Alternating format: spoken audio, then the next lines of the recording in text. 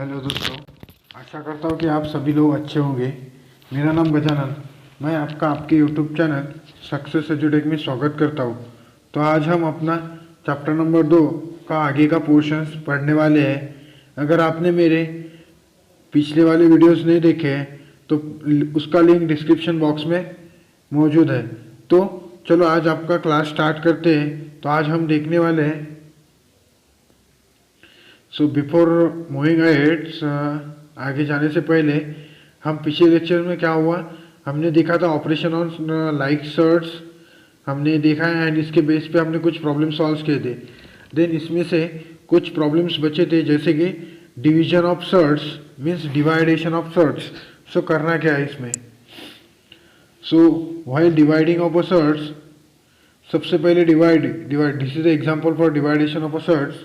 देखिए under root 125 upon under root 5 रहेगा, तो इसे हम एक रूट में लिखेंगे सिंपली अंडर रूट साइन और बीच में division 125 upon 5। Check whether it is a divisible by 5 और not. So now here is a divisible by 5, so I am cancelling 5 1 are 5, 5 1 are 5, 5 2 are 10, remaining 2, 5 5 are 25।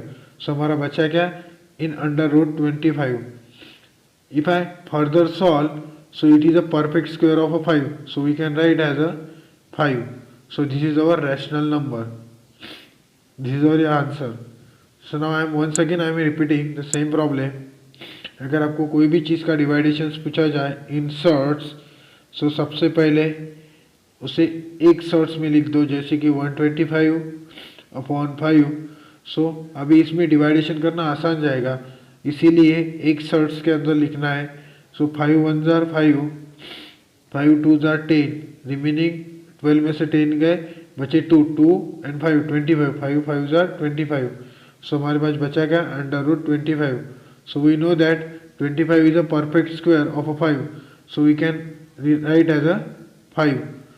Now this is for division. Now let's see example number 7. In example number 7 you have to multiply 50 multiplied by under root 18।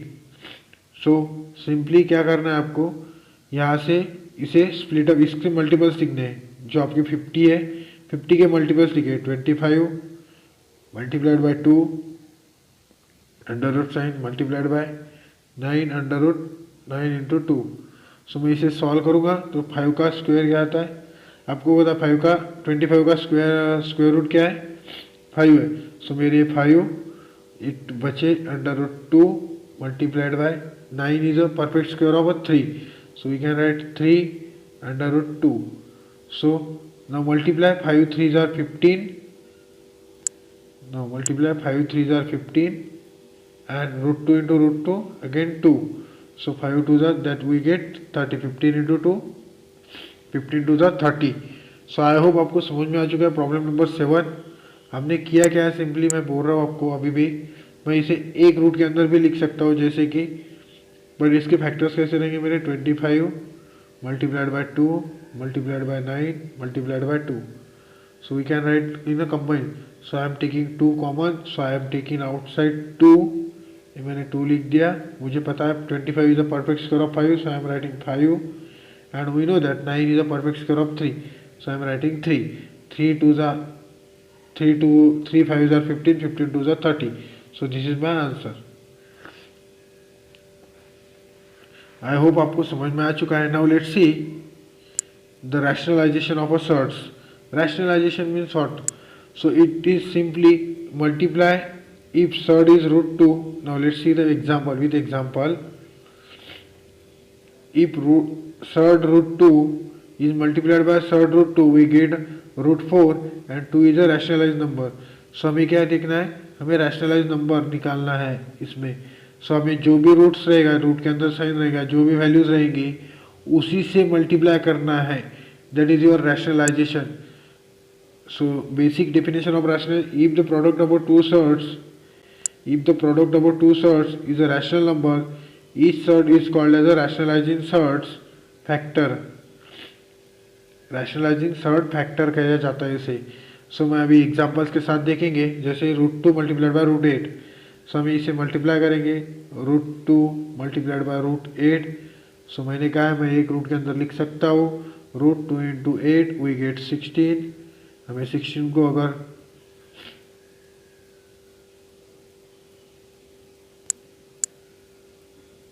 मैं अगर 16 को जैसे कि मेरा once again I am repeating that is √2 into 8, so we get √16। मैं 16 we know that 16 is a perfect square, so मैं इसे लिख सकता हूँ 4। so 4 is a rational number, √2 is a rationalizing factor of a √8। so हम कह सकते हैं √2 क्या है, rationalizing factor of a √8। so we can say that। now let's see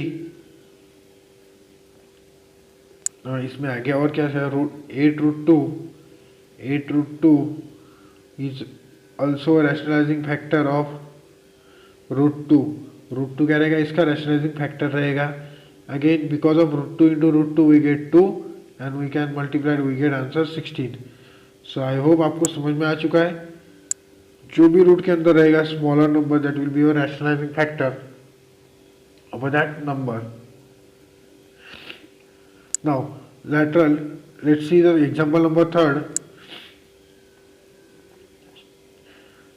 that is finding the rationalizing factor of a √27। so मैं √27 के पहले multiples लिख लेता हूँ। मैंने लिखा √27, इसके मल्टीपल्स क्या रहेंगे मुझे पता है, 9 into 3, 9 into 3। So 9 we know that 9 is a perfect square. So मैं इसे क्या लिख सकता हूँ, 3√3 लिख सकता हूँ। सो मेरा बचा क्या, √3। So √3 is a rationalising factor of my √27। जो भी सिंगल फैक्टर बचता है that will be your rationalising factor of your rational given number. So here is a √3 is a rationalising factor of a √27। I hope आपको समझ में आ चुका है। Now let's see why in a denominator. अभी denominator में रहने के बाद क्या करना है, simply this is one example, example number 4।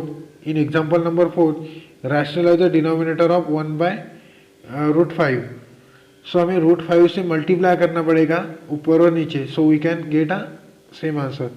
सो हम इसे अगर मल्टीप्लाई करेंगे, जैसे कि मैं 1/√5 लिखूँ, तो मुझे नीचे जो नंबर से रूट निकालने के लिए मुझे इसी नंबर से मल्टीप्लाई और डिवाइड करना पड़ेगा, बिकॉज मेरा वैल्यू चेंज नहीं होना चाहिए। सो मल्टीप्लाई किया, √5 इंटू √5 वी गेट 5 और मेरा ऊपर √5। सो इसे मैं अगर सॉल्व करूँगा आगे तो मुझे क्या मिलेगा, 5 को मैं किस रख सकता हूँ, √5 इंटू √5 और मेरे बचे हुए ऊपर के √5। So if I cancel √5 so we get again answer that is 1/√5। So I hope आपको समझ में आ रहा है क्या कह रहा हूँ। If you are still any doubt please mention in the comment section. lateral, now let's see, we are seeing a practice set 2.3। so in practice set first problem you can easily solve because I'm writing just reading the examples, that is state the order of a search given below। आपको क्या लिखना है, order लिखना है। Order means जो root के अंदर sign है नंबर्स है, जैसे कि यहाँ पे क्या नंबर्स है 3, सो इसके ऑर्डर क्या रहेंगे, थर्ड ऑर्डर है। अभी यहाँ पे कुछ नहीं है मीन्स ये सेकंड ऑर्डर है। यहाँ पे 4 है मीन्स ये फोर्थ ऑर्डर है। यहाँ पे 2 कुछ भी नहीं है मीन्स सेकंड ऑर्डर है। और यहाँ पे 3 है means that is third order. So पहला आपका थर्ड ऑर्डर है, देन सेकंड ऑर्डर है, देन फोर्थ ऑर्डर है, then again second and third, for last one is third order. Simply you need to write the under root values. Root के अंदर जो भी value रहेगा आपको वही लिखना है, that will be your order. So I hope आपको समझ में आ रहा है मैंने क्या किया है। So problem number 1 is very easy and simple, you can easily solve. State whether the following is a search और नॉट। सो आपको ए भी एग्जाम्पल्स आ चुका है, मैंने प्रैक्टिस से 2.1 में 2.2 में सॉल्व करके दिए आपको इस तरह के एग्जाम्पल्स। सो नाउ हमें देखना है सभी लाइक और अनलाइक सर्च में, सभी हमें ये देखना है। Example number 3 we are seeing example number 3। In example number 3 classify the following given pairs into like surds और अनलाइक सर्च। लाइक सर्च है और अनलाइक सर्च है, देखना है कैसे देखेंगे, हमें जो भी वैल्यूज है इसका स्क्वायर करके देखेंगे।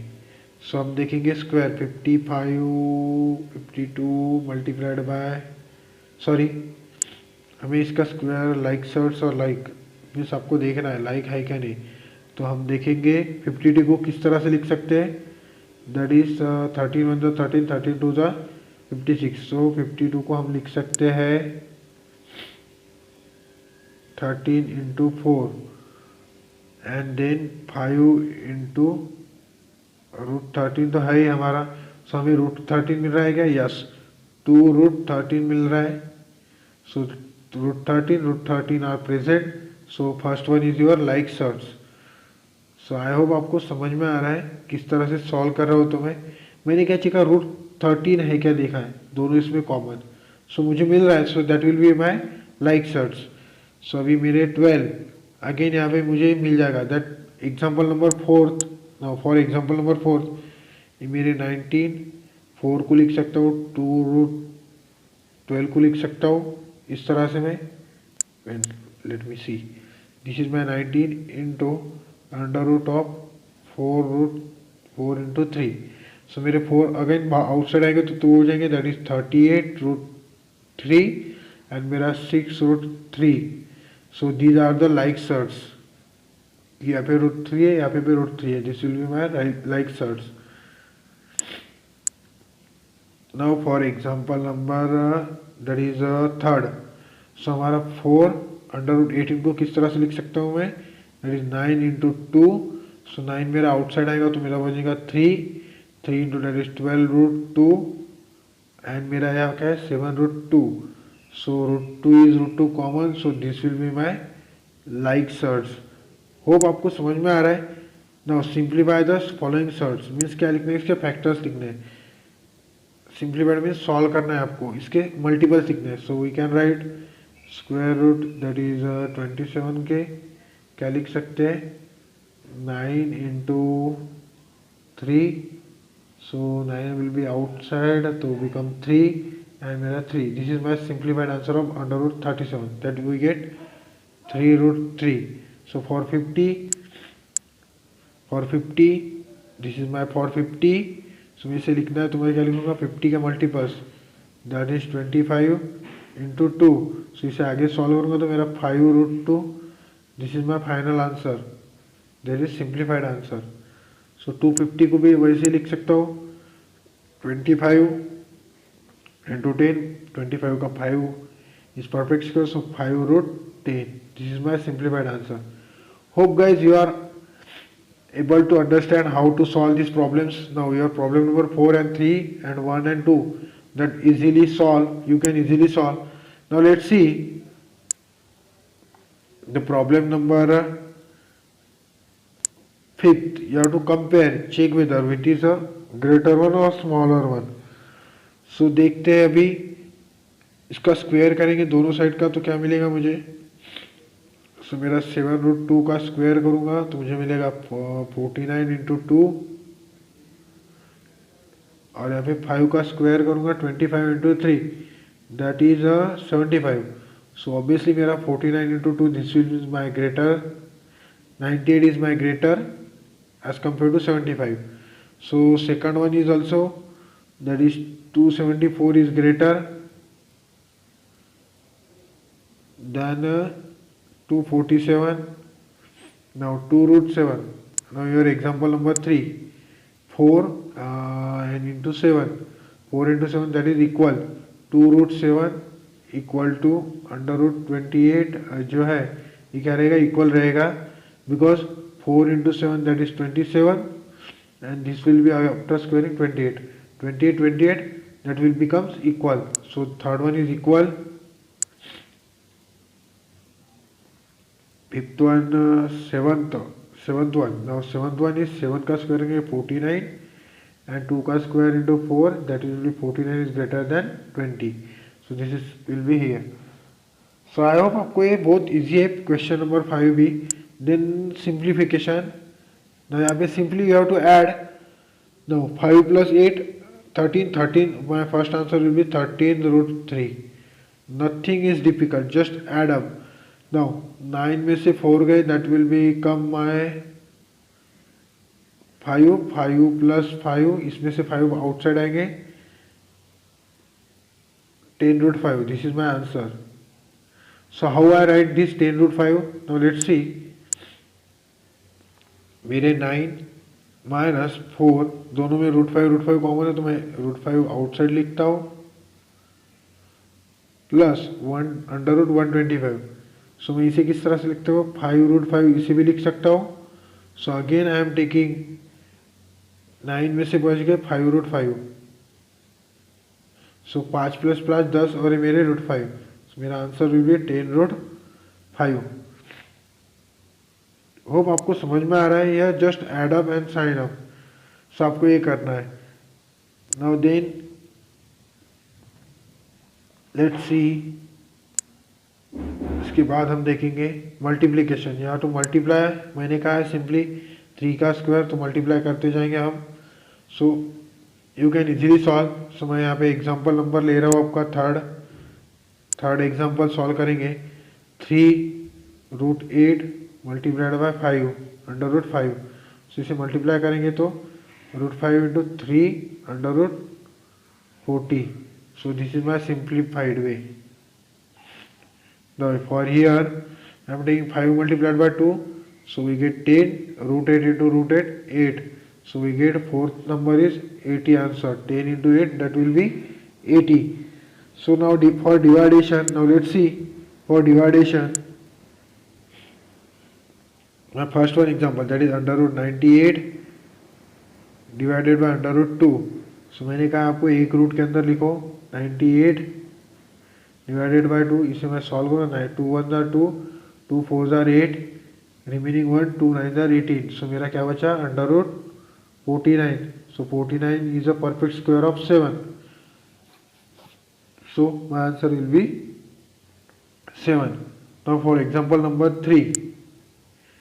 For example number 3, that is under root 54 divided by under root 27.